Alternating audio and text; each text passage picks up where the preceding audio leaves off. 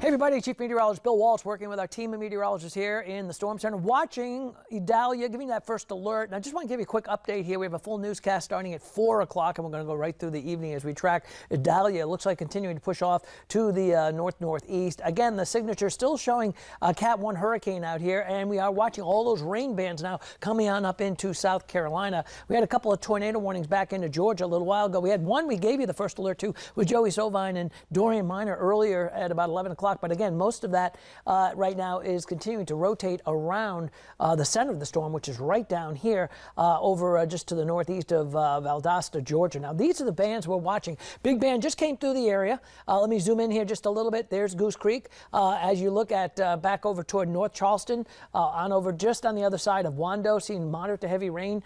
That extends just past Clemens Ferry Road back up in toward the Wando area up to 41. Moderate to heavy rain up that way. So we're keeping an eye on that. Let me zoom out just a little bit and take a look at if anything is rotating. What we could see real quickly on these storms is our quick spin-up tornadoes. And again, these happen very often with tropical cyclones being north and east of the center. And you see these little early rotating signatures right there, our algorithm picking up some rotation. So we're going to watch those carefully as these move on shore. Just be weather aware into the afternoon as these bands move on through. Back up into Georgetown, still looking at moderate to heavy rain, Winyaw Bay up toward, say, Pawleys Island, Litchfield, all the way back on out toward, say, Andrews. And then, like I said, back over toward Cordsville and extending back up toward Monk's Corner, over the lake, between Monk's Corner, St. Stephen, Bono Beach, all the way out toward Cross. We are looking at some moderate to heavy rainfall there. And again, these tropical rains, they come and they go, and they drop a lot of heavy rain. Somerville just back up toward Jedburgh, on up into parts of, say, Dorchester County. So again, here are the latest numbers on the storm. The forecast track does take it right here by South Carolina into tonight. This is 8 o'clock. Still a Cat 1 right along the Savannah River. We'll see if that maintains. It is weakening, and then it will move over about a 12-hour period to the north and east, taking with it all the rain once it ejects out of here and moves to the north and east, and then just kind of pushes out to sea at that point.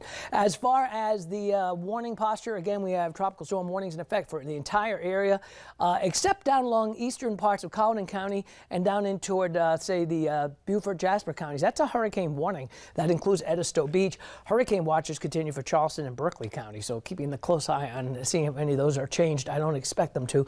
And again, the storm surge warning, this is because not only the rain, but we're going to have that onshore flow as we make our way into the overnight hours, certainly on into the 8:30 time period when we have those very high tides, 8:24, 8.5-foot tide.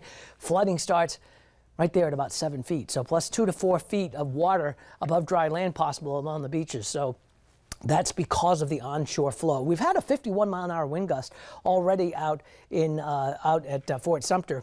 And again, we do have the tornado watch, and that goes, of course, right there to 10 o'clock tonight. So we'll continue to keep an eye on anything that would spin up. These are the winds, again, as we speak, 30, 35, 40 miles an hour. Like I said, 51 at Fort Sumter. Into this evening, there'll be between 40, 45-mile-an-hour wind gusts, maybe some higher along the coast. And as we make our way into the overnight, still going to see some showers as it moves on by. Some of those tropical rain bands, but once it pushes to the north and east, we'll start to get a drying effect on the back side of the storm. This is 3 o'clock in the morning, but some of our modeling was showing probably 30, 35 mile an hour, maybe some higher wind gusts on the back side of the storm as it pulls away. So into the middle of the night, we may not get the rain, but we may get some gusty winds on the back side of that. So we'll continue to watch that. And then as we make our way through tomorrow morning, it will continue to pull away to the north and east. So timing wise, this is what we're expecting now through early Thursday morning. The effects, of course, of Idalia. And again, on and off heavy rain. Could see 2 to 3 inches along the coast. Could see up to 5 to 6 inches, if not back inland. And again, wind gusts above 40 miles an hour.